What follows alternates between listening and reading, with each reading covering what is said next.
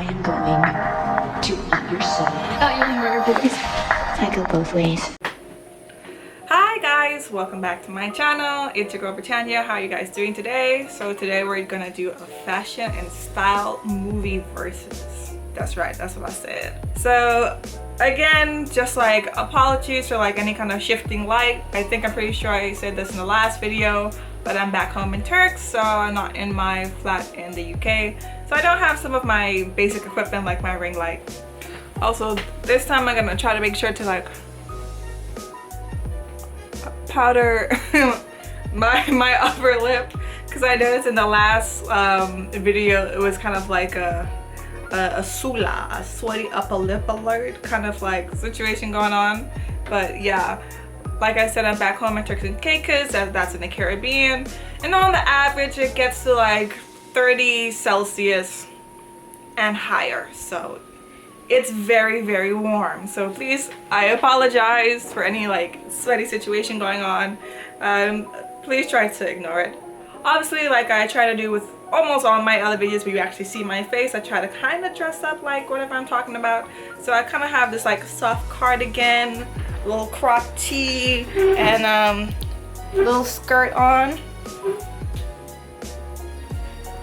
because we're gonna be talking about two iconic fashion and style movies that are always talked about with the girls, the gays, and my non-binary friends. You know, people who just love like fashion and style, especially it presented in the media and movies. So we're talking about Mean Girls and Clueless today.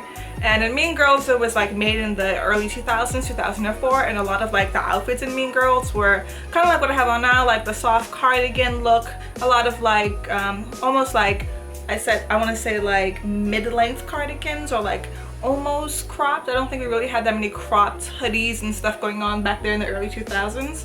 And then like little skirts and graphic baby tees, or just little cute baby tees.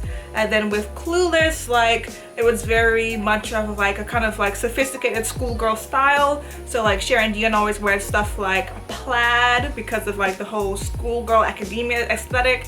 So I don't have plaid on me right now, but I do have gingham, which is like a similar kind of pattern that you kind of would associate with like the schoolgirl, especially with the like white frills on top. So I try my best. And again, like this, I think Sharon Dion also did cardigans, and not that much though. I think they were more kind of like a matching skirt suit set. So they more did like these kind of like very fancy designer blazers that match their skirts rather than a cardigan like Mean Girls. But anyway, I try my best. But yeah, so today we're going to be doing a fashion style versus, and I've kind of set up my own little criteria about how I'm going to go into these movies to see who really wins overall with my criteria rounds.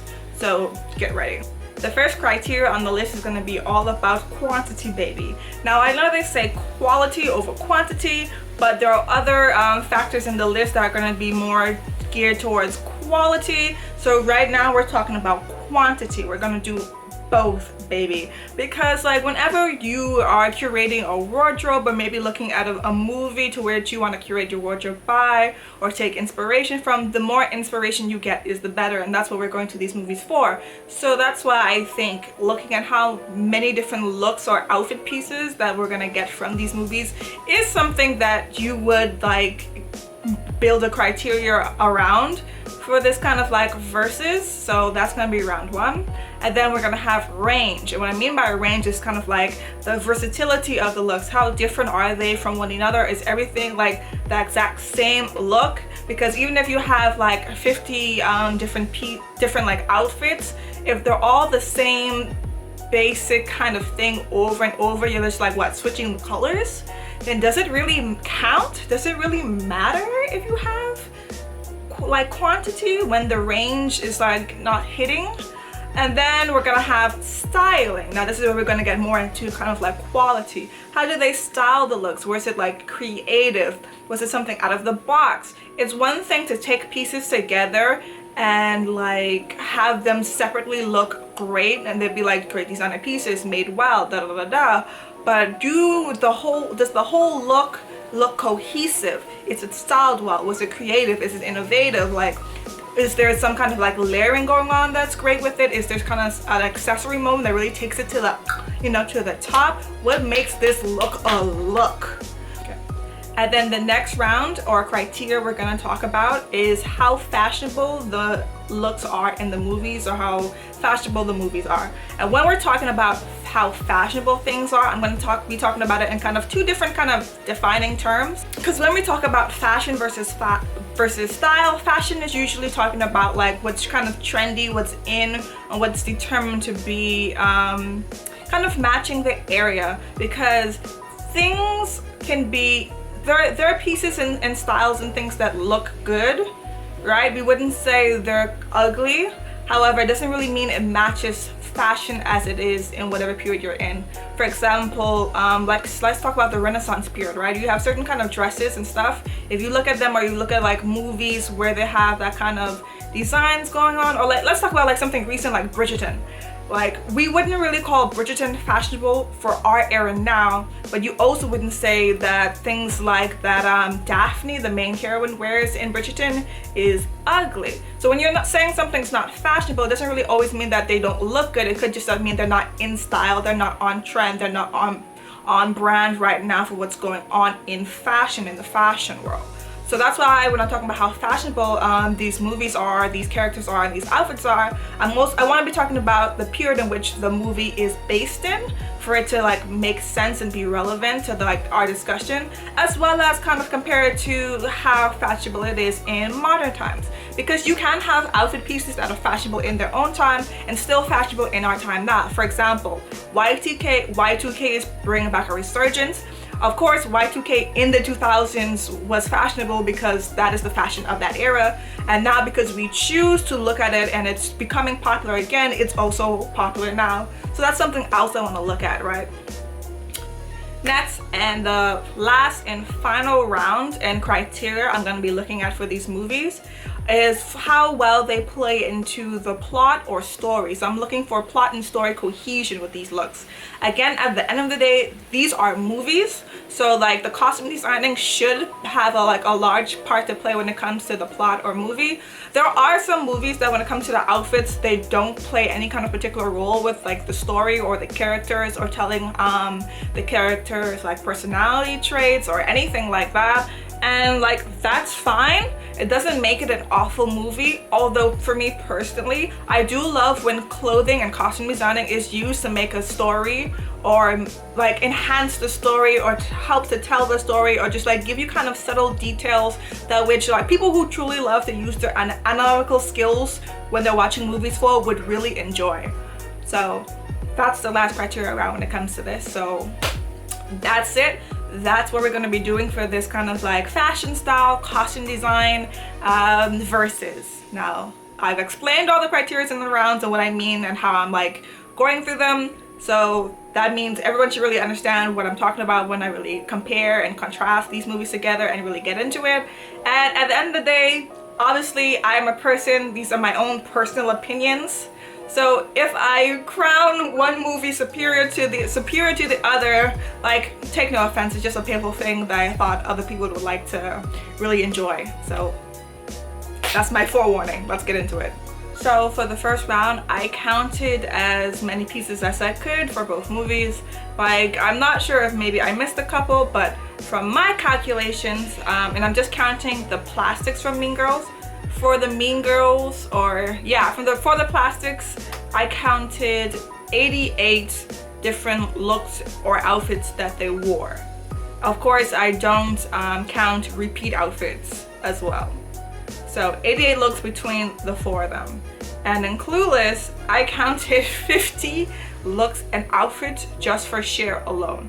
Did you hear me? I counted 50 different looks just for Cher alone, and I think I eliminated at least 3 additional like repeat looks as well, or maybe looks that was just like I only saw like her top and I didn't see the whole thing. I didn't count that.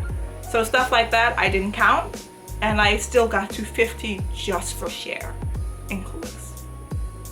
So I don't know if I need to like spell it out for you, but like Clueless has kind of won the first round.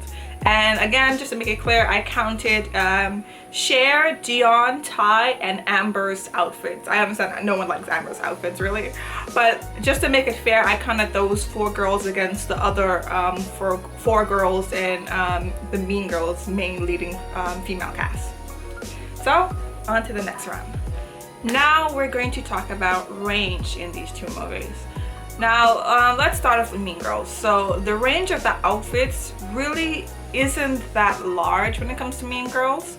Again, we're talking about the Y2K era. However, these girls, these plastics, they are high schoolers. The costume designer Mary Jane Ford had said that when her team, her costume designing team or creative team, looked at what they would use for the girls and what really inspired them to pick out the fashion and clothing for the girls or the plastics in the movie, that they did look at real high school teenagers. So Mean Girls is supposed to be way more grounded and realistic in order to kind of tell the story of the dichotomy of how the girl world is like in high school. I really wanted to be as down to earth meaning relatable, not down to earth as in these characters are all down to earth, but just like as relatable as a story to teen girls or even maybe older girls in their like young 20s as possible as the movie could be. Hi, I'm Mary Jane Ford, and I was the costume designer on the original 2004 movie Mean Girls.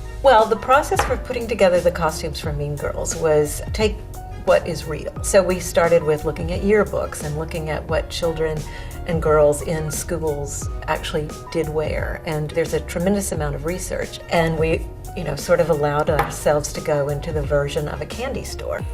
So when you look at that, it does make sense that the range for the girls are not crazy. Like on the everyday, girls are not going to be wearing like this like very large variety of different styles and experimenting with different styles like that, especially not popular girls. Popular girls are not going to be experimenting with like the emo style or the grunge style or the punk rock style or maybe like even like the Y2K hip hop style. They're not going to be experimenting as much in high school in this kind of like cliquey atmosphere, unless you're trying to transfer in between cliques, and that's not what they're trying to do. So it does make sense that the range is usually only these kind of 2 different styles or variety of outfits consisting of mostly a combo of little mini skirts and tees, whether it be baby tees or graphic tees, and kind of like a soft cardigan or like no cardigan at all. Or when they're not in school, jeans, and again like the baby tees and graphic crop tees and mostly stuff like that. Every once in a while we did see a couple of different other looks, like Gretchen wearing maybe like a cropped vest, or Regina in like one of the first scenes we see at the lunch table with Katie in her female or teenage girl power suit, is what the costume designer described it as. This kind of like crisp pink blouse underneath like this black sweater, and I think maybe another skirt combo, because they do not wear jeans to school. That's their rule. That's one of their like popular Mean Girl plastic rules. So we do see like a bit of a range with that, but they're mostly casual everyday looks that never really stray too far from each other. It just seems to be a difference of colors one day and the next, with each girl having her own kind of color scheme, with Regina sticking to like pinks and reds and more of the bolder colors, and with Katie wearing a lot of pastels and pinks as well. She starts to wear more and more pink the more she tries to kind of like overthrow Regina. And we all know like Karen mostly sticks to kind of like also a bit more browns, tans, oranges, and a touch of red. You cannot too much red because red is Regina's color. And then we see, no, sorry, not Karen, I meant Gretchen. And then Karen, the ditzy blonde. The ditzy blonde character is wearing mostly pink on pink on pink on pink combos a lot of the time. Actually, she wears the most pink in the whole entire movie. But yeah, so the range is limited for the plastics outfits, but it does make sense. When you come to Clueless, the range is not that much better because there are also rules for Dion and Cher, they also kind of follow a no jeans rule within school for some reason. I don't understand why jeans is not a good look for popular girls. I don't know if maybe jeans, because it like pants used to be more of a masculine kind of feeling until the 90s, until like what, like maybe like, I don't know, like the 70s or so. But you know what I'm saying, like pants for a very long time were associated with men.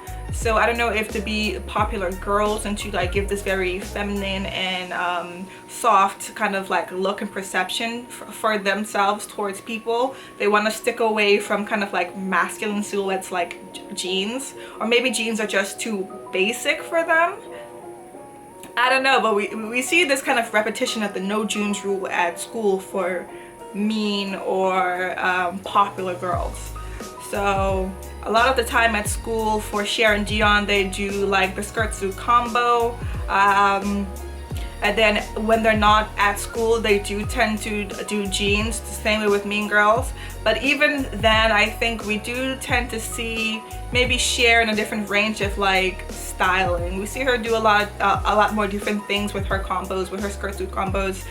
We see her with more like different motifs, like feathers and plaid. We also see Dion do a different amount of like mixing matching with like short crop shirts, and then sometimes she adds in like vinyl for edge when she feels that way. We see them do stuff with like a lot of accessories like hats and so on. So I just feel like they have a bit more range in the way they kind of wear and style their outfits together that Mean Girls does not do. I feel like if you think about Mean Girls, almost the looks kind of blend into each other.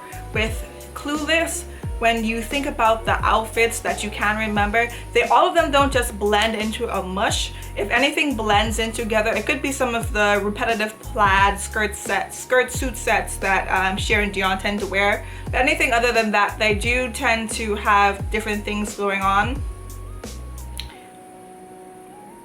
And then you even have like characters like Amber that do give you like maybe not a favorable, but a decent range in the kind of stuff that she wears as well, from different vintage looks that she likes to take reference from, and even like the way she styles her hair in crazy kooky ways. It takes inspiration for a variety of different like vintage looks and like iconic themes.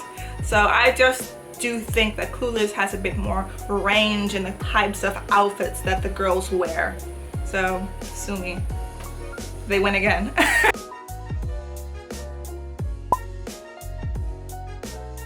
Now, when it comes to how fashionable, both in their time period and now in modern times, that both these movies are, like this is where things start to get a bit difficult.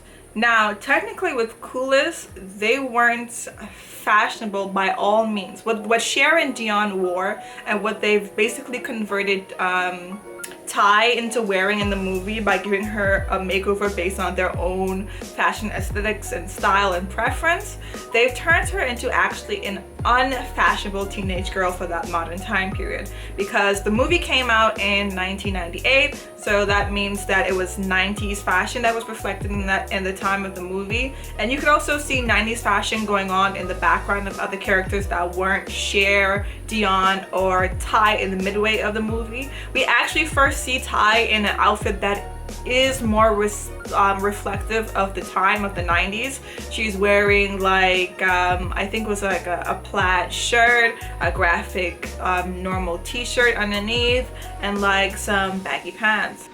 So the girls in Clueless, or like the main girls in Clueless, don't actually particularly match the time period or the fashion of the time period in which they're in, which is the 90s. And this was something actually done purposely by the costume designer Mona May, because she said she did not like the fashion at the time. She felt like the fashion was very unfeminine, way more masculine, and she just did not like it personally. It was not her personal fashion preference. It wasn't her style preference. So, but we do see a few kind of like nods to the era, things like kind of like the fluffy bucket hats, like bucket hats or like floppy hats with like flower accessories on them. There are a few pieces we can see here and there that do match the style, and like I said before, you see kind of like some background characters in Clueless wearing the 90s fashion style. We see the boys wearing the 90s fashion style. We see none of the men except for I think Christopher, Cher's very brief, very gay love interest, kind of go in his own kind of terms when it comes to fashion and defying the 90s fashion. But again, I think that was kind of their way of saying that this character is gay, therefore he also likes looking different, or in a way or dressing in a fashion style. Even though it would be deemed to be untrendy and unfashionable, it would be more superior and fashion forward than what everyone else is wearing. So we can see in some aspects in the movie that people are wearing that fashion. However, it is not our main characters the majority of the time. However, this again was done purposely by Monome because she wanted them to be more iconic and more timeless. She wanted to have a fashion style that would carry on, it wouldn't really age with the movie.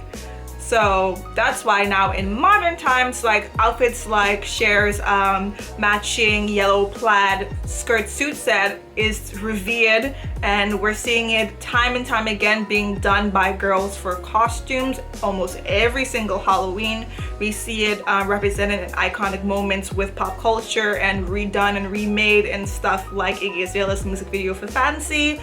We're seeing it done in things like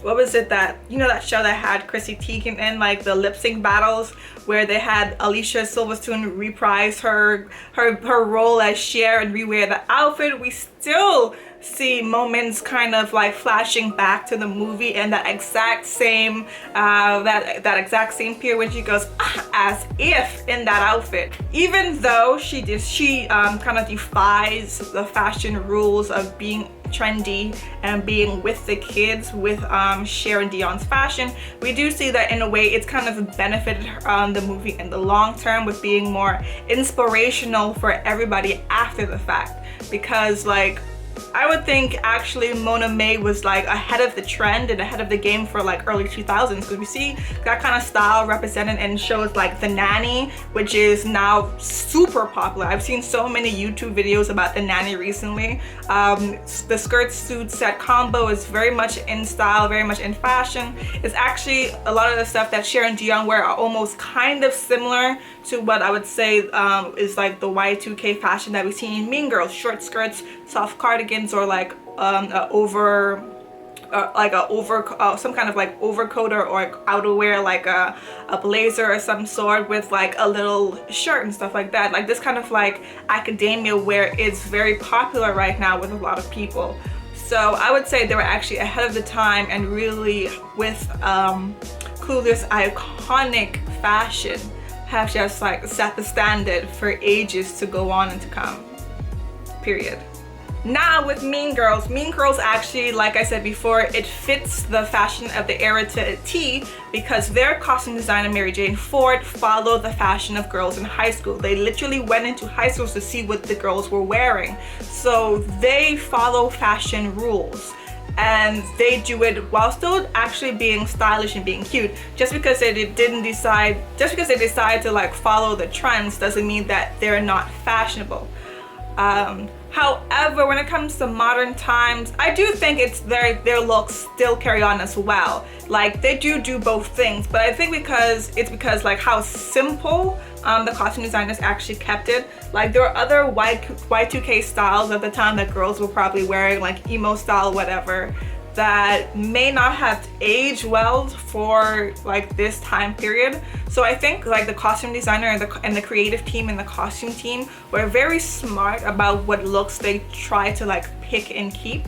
There could be like very few little things that may not really how would I say it? May not translate into modern times, but I don't think it's anything that the plastics actually wore. So for example, like the kind of Juicy Couture suit, that's a very dated 2000s item.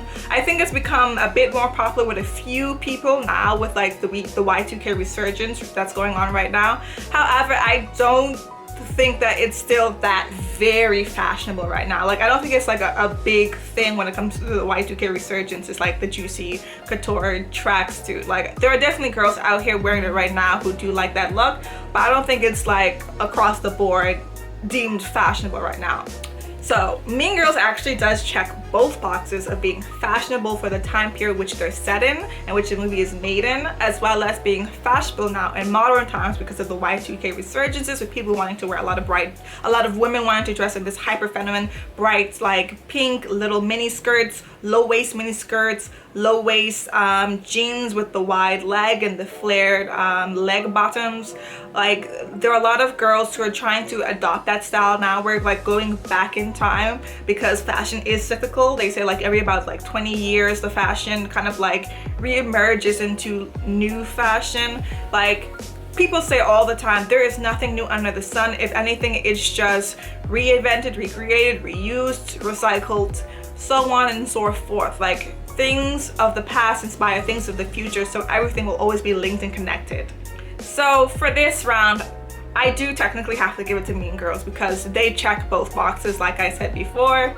So I do think there is something to be said about how iconic Mona May did make Clueless's fashion because of her choice not to stick to 90s fashion.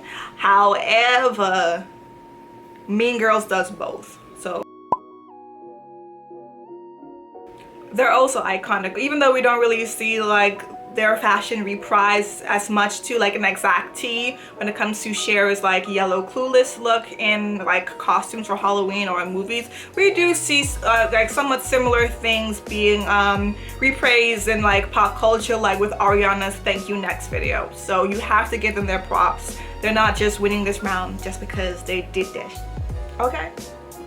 So when it comes to the fashion and the styling and how the costume designing really plays a part in the plot of both their respective movies, I would like to say from like just this point onward, or this point right now, that both movies and both costume designers and creative teams of those movies respectively do a great job in making the clothing and contemporary costumes work for what the story and plot is trying to say, and is very cohesive to what the characters are supposed to be.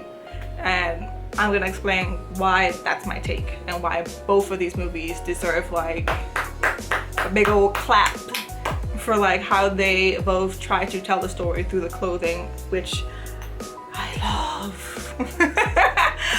So starting off with Clueless, like one of the first things about Clueless when it comes to the fashion that a few people may not have noticed, or what you may already know about if you've watched Modern Girls at all, is that the fashion that the girls, or actually everybody in the movie, wears tends to depict or tell you in a subtle way what kind of time frame you're in the movie, when we're talking about like what seasons we're in and what time period of the semester or term of the school year we're in. So in the beginning of the movie, we're seeing everyone, including the girls, Cher, Dion, Amber, and this Ty come in very early in the movie? I think so, yeah. We're seeing people wearing more kind of layered looks, like for example, like her yellow skirt suit set. We're seeing a lot of layered looks because it's more of the autumn and then winter term. So we see that first in the movie, and then as we switch over to the spring summer term, we're seeing the outfits show a bit more skin. We're seeing a change in the color themes with them, and we're just seeing basically through everybody that it is more of a hot time period. So it definitely has to be spring or summer, and that's beautiful. That's costume designing. That's like making things, it's just like a little details that just like make the movie pop. Sometimes there are it's something that will actually fly by from the audience, but if the more you try to actually sit down, critique, analyze, and go through a movie like that, and it's really pay attention to the fashion and clothing, it's something that you will notice later on and you would actually appreciate. So Clueless is based off of a James Austen novel. The novel is called Emma. I think it's also been made into a movie as well. So if you want to go and watch the movie Emma or read the book, or if you don't even want to read the book, but you could read the book Emma and then maybe come back to Clueless at some kind of later point and watch it again with the full knowledge of knowing its source material or source influence, then you could do that if you so wish. So in some of the ways in which we kind of like, not we, but the costume designers and the creative team dress the characters also has to play a part into the personality traits of the original source material. For example, the reason why Amber is dressed in so many like kind of like gaudish and just nauseating, messy, and just like over the top looks, and not over the top in a good way. Like she's not extra, she's just a bit too much. Is because her like her character in the Emma novel or like the movie, whichever, who she's kind of like influenced from and based on, dresses in that kind of way. They dress, I say they because it's kind of like two main characters, so that's why she's dressed so gaudy. It makes thematic sense. It's supposed to coincide with the original source material, and that's again how you do costume designing. We also see when it comes to Amber that she tends to try to go for a lot of like vintage looks. Now in my opinion, this could be because Amber is not as wealthy as Cher, and that means maybe she's actually someone who's been thrifting way before thrifting was a popular thing to do, and that's why maybe she tends to gear towards creating more vintage and dated kind of like silhouettes and looks and styles and aesthetics, because she's already kind of a thrifty person. That's how she gets her pieces for her looks and outfits. So maybe that's why she kind of gears towards that kind of fashion sense. We also see from Amber that could also indicate that she's not as wealthy as Cher, is that she tends to repeat outfits a few times in the movie. Like I said, we see Cher go through like 50 different outfits or looks. She is not a repeat outfit offender. She even calls out Amber in the movie for being an outfit repeater and like offending the fashion or maybe like the popularity rules of repeating outfits a lot. So again, this is like a little nod towards her maybe not having the money to constantly keep up with like impressions and wear new outfits every single day. And also what we know about Amber is that she in a way is kind of like obsessed with Cher. She wants to be Cher. She really wants to be like this kind of like popular symbol within like their kind of like high school hierarchy clique dynamic going on. And so we kind of see her in a way get inspired by what Cher wears and actually copy to a T what Cher wears. Like she literally wears the exact same dress as Cher at a party that Cher wears, I think in a previous scene or previous few scenes. And I think actually Cher points it out in the movie and says, "Oh, it looks like you've been shopping in my laundry bin." Like saying like to Amber, "You're wearing my clothing." So yeah, and then we also see Amber kind of steal motifs from Cher, like Cher likes to stick to feathers, and then sometimes we would see maybe Amber and feathers and stuff like, you know, like her skirt set combo or her and Dion's kind of skirt set combo aesthetic. We see her do the same thing. So we kind of see that Amber's a bit of a follower, not a leader. She's a wannabe. Now Cher is actually supposed to be more of a unlikable and in a way almost kind of anti-hero protagonist. She's supposed to be snobby. She's supposed to look down on people. She's supposed to have this kind of like superiority complex, just like this big ego, which would make sense for the kind of background Cher does come from. She's obviously comes from a very rich family with a lawyer father who does seem to also have quite big of an ego, and expects, or at least kind of like props up his daughter to believe that she may be one of the greatest persons alive. So we also do see her going to what seems like this kind of like maybe private preppy school. That would make the most sense if you're having friends like Dion, who also seems like highly wealthy in California, you know. So she is from this kind of atmosphere where it makes sense that she kind of has this attitude. Not to give an excuse to have this attitude, but we can see why she's developed a personality that reflects that. And again, like I said before, Clueless is based on the novel, or the movie based on the novel Emma, and the main character Emma is that same way. She's from an aristocratic family, she's snobby, elitist, da da da da. So it makes sense that Cher is obviously a replica of that same personality, and we can actually kind of see that reflecting in her clothing choices. Like again, like I said before, she's denouncing the fashion of the time period in her generation. So why is she doing that? It could kind of reflect to the kind of person Cher is. She automatically just seems to think that people in general are beneath her. They're not in the same caliber as her. So of course this would kind of reflect in her fashion taste. She does not want to have the same fashion taste as the general population because she doesn't see herself like everybody else, okay? And also the kind of aesthetic that she picks is very representative of her attitude. She is very much sticks to kind of like academia type clothing. Now of course Mona May said that is because, well, Cher is a schoolgirl, so she's gonna have a schoolgirl aesthetic. But when we also kind of look into what academia has traditionally represented, academia has traditionally represented this kind of like elitist background. I'll link a video down in the description below about how academia from Shakespeare has been this kind of like socio-economic status symbol, and has kind of represented this kind of like mostly male and very much like white and wealthy kind of community and area. Even with the kind of that like resurgence of like dark academia aesthetics, it kind of feel like it's for a certain kind of person and community, and it doesn't really belong to everybody, just because like the way in which academia has historically kind of like, or like high class academia, high class, you know, places like maybe like Harvard, Oxford, Cambridge, Stanford, you know, those kind of schools have kind of like opened their arms to a certain set of community, as well as push other people out. So Cher likes an academic aesthetic with her plaids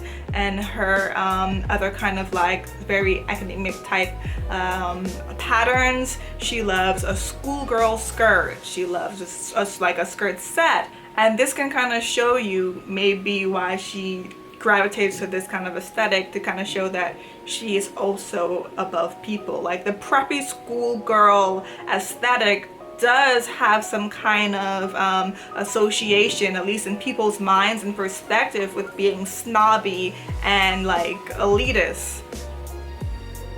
We also see with Cher that she's also a very hyper feminine person. So of course her color choices will reflect as well, like that very initial yellow, bright, sunshiny color that we see with her in the beginning of the movie. It does reflect that she is that soft, blonde California girl. A lot of her like layering is like very kind of like fluffy and cute like.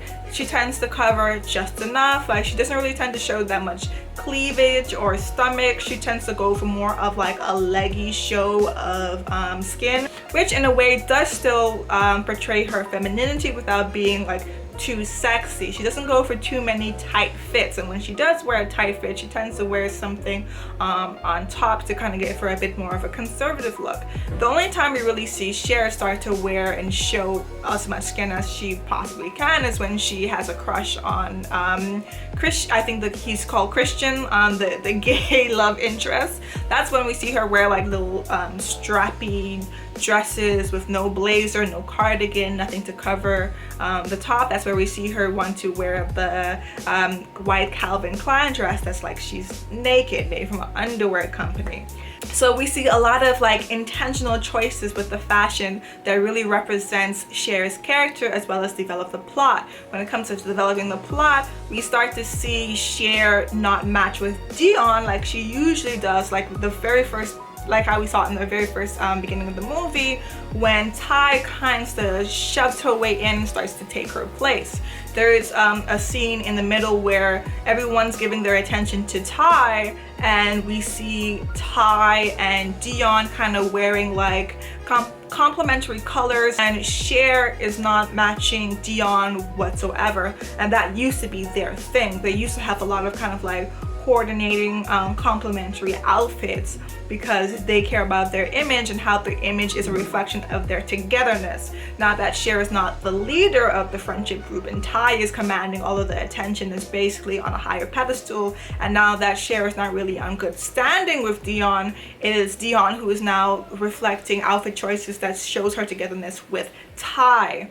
So that's another great way in which we see the story and the moods of the characters reflected by the costume designing and the fashion choices. We also see in the end of the movie, Cher is actually finally wearing things like jeans at school. This was a rule that her and Dion previously kind of had before, that she would never wear jeans at school. She even says in the movie about how like a lot of her clothes can feel very binding when she's out in public to parties and at school versus like when she's at home.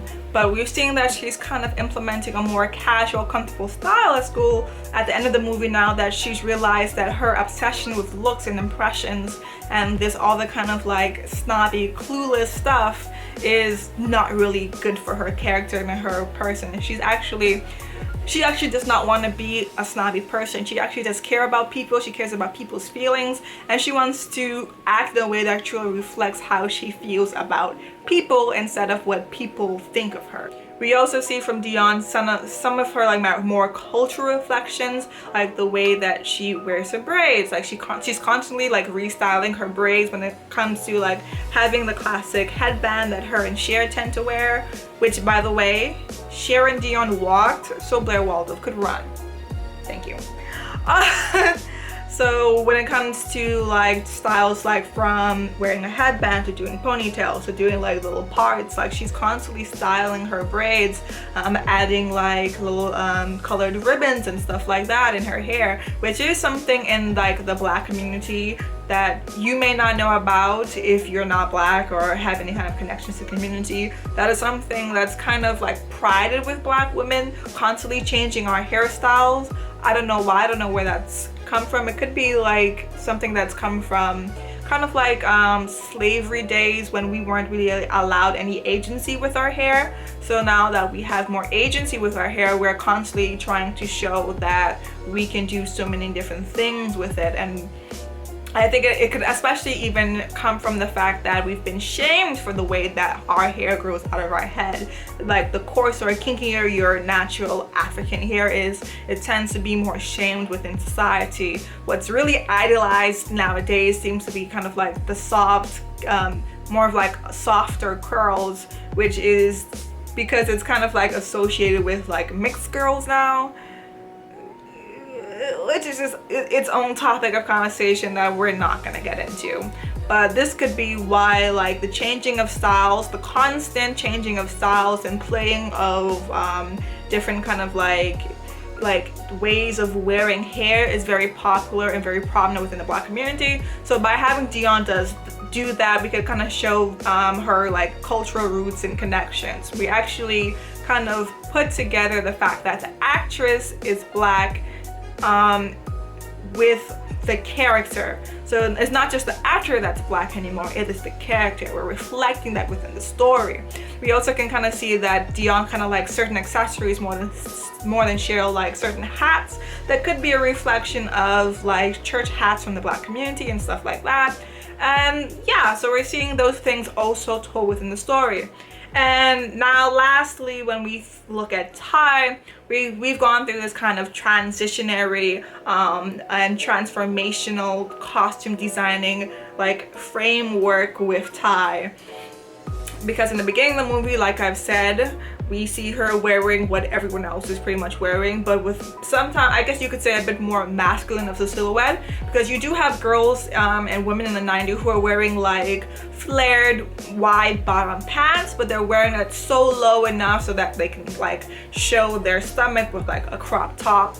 And even when they're wearing like oversized overlay like plaid button-up shirts, they're leaving it unbuttoned. They're wearing the shirts low so you can see the shoulder, kind of have like a dropped strap effect, and kind of like this kind of like the sexy appeal. They've made the 90s fashion trends for them sexy and appealing. However, with Ty, she doesn't show much skin at all. She's not playing the 90s fashion to be like some of the other sexier, more feminine girls. She's more down to earth, conservative, and more masculine in the way she dresses herself and her silhouettes. Sometimes also borderline kind of like childlike when you see her stuff in like very flowery shirts and blouses and her short overalls. It seems to be a bit more childish than what Dion and Cher would wear, kind of showing you a bit more of her personality. But like I said, we see her kind of go through this fashion transformation where she starts off dressing the way that she would usually do until she's made over and influenced by Cher and Dion. And then we see her steadily dress more and more like them, getting very more feminine, and even turning into basically like a mini copy of Cher. We will also see when I talk about Mean Girls, a similar thing that's done with Katie, and something that's been done again, probably, I'm not sure, but probably influenced by like this kind of like transformation clique scene that Clueless originated with. It's the oldest movie that I know that's done it. There could be older movies that I haven't watched way before the 1990s that's done it. But like we see the same thing again, even with a movie like The Devil Wears Prada. You can watch that video and see how I've talked about it before, how Andy goes through the same kind of thing that Katie is going through, that Ty is going through. Starting off with her own fashion, or like lack of, in the middle way, influenced by this kind of like leader, this popular leader type influencer girl. And then by the end of the movie, we see Ty, or that character, start to wear something that's kind of a mix between the two. They found new things that they do actually like that was influenced by this person, new silhouettes, something a bit more feminine, a bit more even sexy, mixed with the kind of fashion that they would have worn or picked out for themselves from the get-go. Stuff like jeans, striped shirts, barrettes. Those are the kind of things that Ty originally liked to begin with, and we kind of saw her in before Cher came in and put her blonde hair on everything. So yeah, like I said, we see a similar thing with Katie and Mean Girls, so we're going to switch over to that right now and how fashion influenced the plot in that movie. All right.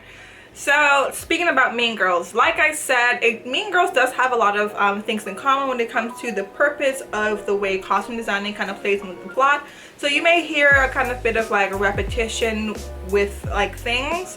So I'll try not to repeat myself too much if I can. Like I said before, I feel like I said before a lot too. So as stated, Katie kind of follows a similar kind of like transformation process through her costume designing and fashion and styling choices, the same way Ty does. She starts off in the movie. She actually has, I would think, less style than Ty is, because she doesn't have, I think, any real personality or reflection of the fashion today, of 2000s fashion in the beginning of the movie. Her clothes seem very purposeful, functional, and it's just like, it's kind of, it lacks any kind of personality and style choicing whatsoever. It's literally like she just puts on clothes and just walks out the door, and that's it. She doesn't really fancy or care about anything that she has on in the beginning of the movie. For example, like when we see she's told on Wednesdays where we wear pink, she just wears a pink shirt from Damien. Like, she doesn't care that it's obviously a men's shirt, it's too big for her. So there's really no thought whatsoever that's put into what kind of shirt she's like. Her purpose for Wednesday is that she wears pink, therefore she wears pink, and that's the end all and be all for her. She doesn't mind or care that she's in the shirt that's 3 times her size. So for her, clothing is only purposeful, only functional. She wears this to cover her body, and then she goes on with her day. But as we see her kind of progress with the movie, and as she's influenced by the plastics, mainly by Regina, that she does certain things to dress more like them. Now she's fitting into the little skirt, little tee, little cardigan combo. She's wearing more pastels throughout the whole entire movie. She wears more and more pink the longer we go through. You see her in sexier silhouettes like the strapless dress that she's wearing at the party that she has, the house party that she has, as well as like a strappy, very bright, vibrant bra. I say strappy bra, all bras are kind of strappy if they have straps, but you know what I mean. Like she's showing the straps of her bright pink bra, which is also a thing that was going on in the 2000s, just to show how relevant certain styles and things that were done in costume designing was kind of like replicated within the movie. That was actually Lindsay Lohan's choice. Like when she saw the dress, she kind of wanted just like a touch of something else more. So little fashion for you knows, now you know kind of moment for you. Yeah, but at the end of the movie we see her in a silhouette that is still slightly still more feminine than what she had on the beginning, just like loose non-fitting clothes. Now she's wearing like sweater tops that fit her. She's still wearing lighter colors. Her jeans also fit her. She's wearing also jeans that are fashionable for the time. They're like fitted around the butt areas. They're low rise, but they're flared and wide legged at the bottom. We also see kind of similar things go on with Regina. Of course, she's the queen bee and her outfits are always on point and pristine and precise. She kind of has like a Cher thing going on where she wants to represent herself a certain way while she's at school to continue on this kind of queen bee persona. But then the movie, when she's kind of renounced that kind of lifestyle and plastic hierarchy, she is also wearing jeans at school for the very first time, other than the time where we see her distribute the pages of the burn book when she kind of no longer cares. We also kind of see the way that she kind of digresses or regresses with her fashion when she starts to kind of lose all the things that makes her a plastic, when she loses Aaron, when she loses her friends, when she loses her body. We start to see her wear stuff like sweats and stuff, right? Because she's no longer confident, she's no longer the it girl. Katie is coming in and she's stealing her place, she's stealing her spotlight. She stole her friends, her body, and her man. Or at least she tries to steal all those things because she's not really very successful with like every single point. But like, yeah, we see her kind of like start to break all the rules. Like at the table, she's wearing sweatpants because that's all her fits, and she's banned from the table on that day. So we see that kind of transformation from queen bee to regular girl, which demonizes her for some reason because she's a regular girl now.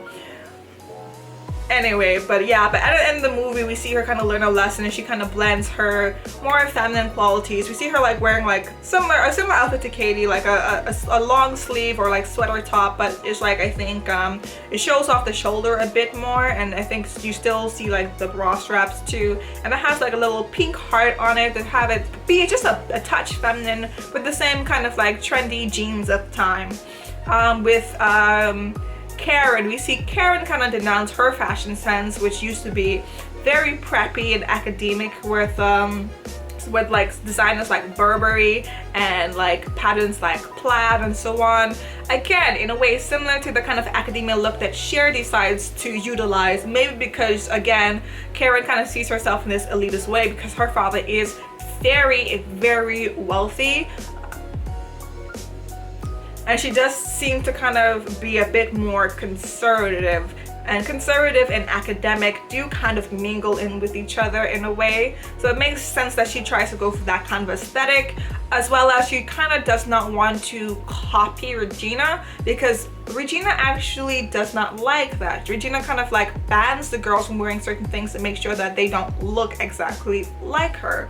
Whereas opposed to like a kind of Cher and Dion relationship, they kind of try to match and coordinate each other. Regina does not want that because their friendships are different. Cher and Regina are best friends, and like they also do want to have a cohesive coordination of their shared hierarchy. But Regina doesn't seem to think that she shares a hierarchy with other plastics. She's clearly the leader, and therefore no one can be as good as her or look too similar to her or look better than her, right? So she kind of bans certain aesthetics and accessories from other people. Like she's told Gretchen that she can't wear hoop earrings because hoop earrings are her thing. So we can kind of see the kind of power dynamics and difference between Clueless and Mean Girls when it comes to fashion and costume designing, how that plays a part in like the way their relationships are in the movie. We actually also see at the end of the movie Gretchen is wearing hoops because she's no longer a part of the Plastics and she's not a follower of Regina's, so she can wear whatever the hell she wants. But yeah, we see her kind of denounce that preppy academic style for something more similar to the clique that she's now a part of. The Asian Girls is what the thing, like, I can't remember the clique name, but she's a part of like the Asian girl clique now, like the Hot Asians, I think. So she's kind of dressed in similar colors to them now, like black and browns and stuff like that, which kind of also shows you that no matter what, Gretchen is a follower. She has a follower mentality. She just wants to feel a part of the group, whatever group she's in. That's kind of the way she makes herself look. And lastly, when we get to Karen, Karen has really changed the least. Throughout the whole entire movie, Karen wears the most pink, probably because she's kind of like the blonde bimbo stereotype or archetype within the movie. Therefore, she's definitely the most hyper feminine, so she's gonna wear the most hyper feminine color all the time, which is pink. And that's kind of like a thing that we love to, not we, but like Hollywood media and people love to associate with like the dumb girl trope. Is like, of course, the more hyper feminine, the stupider you are. And of course, there's no other stupider character than the dumb blonde. And I've talked about this in another video of mine briefly about like Andy not wanting to be like other girls. From Andy from The Devil Wears Prada, if you weren't sure what I was talking about.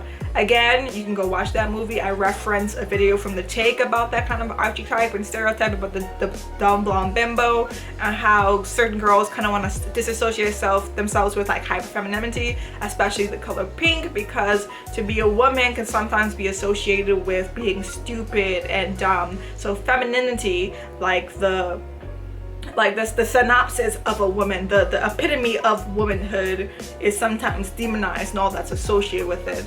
So that's why we have kind of like stereotypes like the dumb blonde who loves pink.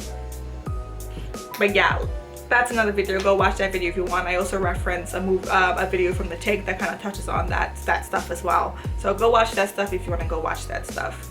But yeah, so these are the ways in which we see the cohesiveness of the plot and storytelling reflect in costume design, and everything remains very consistent. They show reflections of the character's personality. They show reflections of the character's stories, what they're going through, how they've transformed, their development from beginning to end. And this is what costume designing does, and it is brilliant.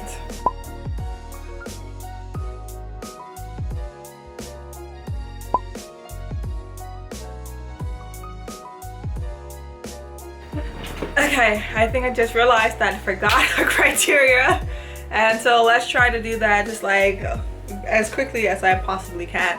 So styling, I didn't do the styling criteria. Sue me, this video is long as hell. I forgot, things happen, you know, shit goes on, whatever. Yeah, so styling, like to make this as quick as possible. When it comes to styling, first of all, let's look at Mean Girls.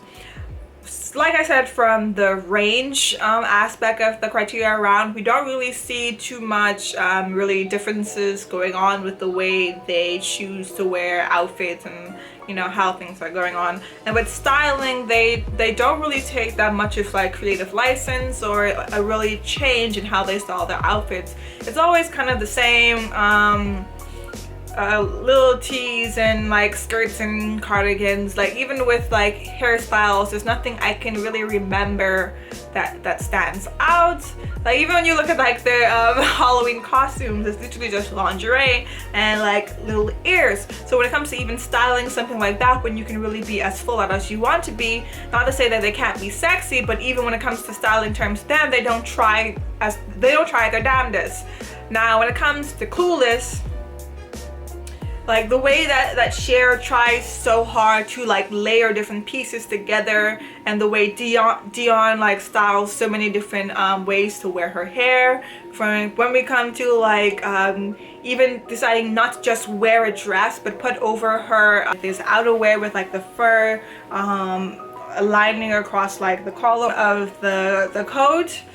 And it's just like there's so many ways where Cher just like layer things with like soft blouses, with vests, with like outerwear that just like stands out to me. Even in like the scene where she's supposed to be wearing her messiest and the most uncoordinated outfit, when like she kind of like discovers that she's in love with Josh, I think that outfit is gorgeous. I love that outfit that she styled.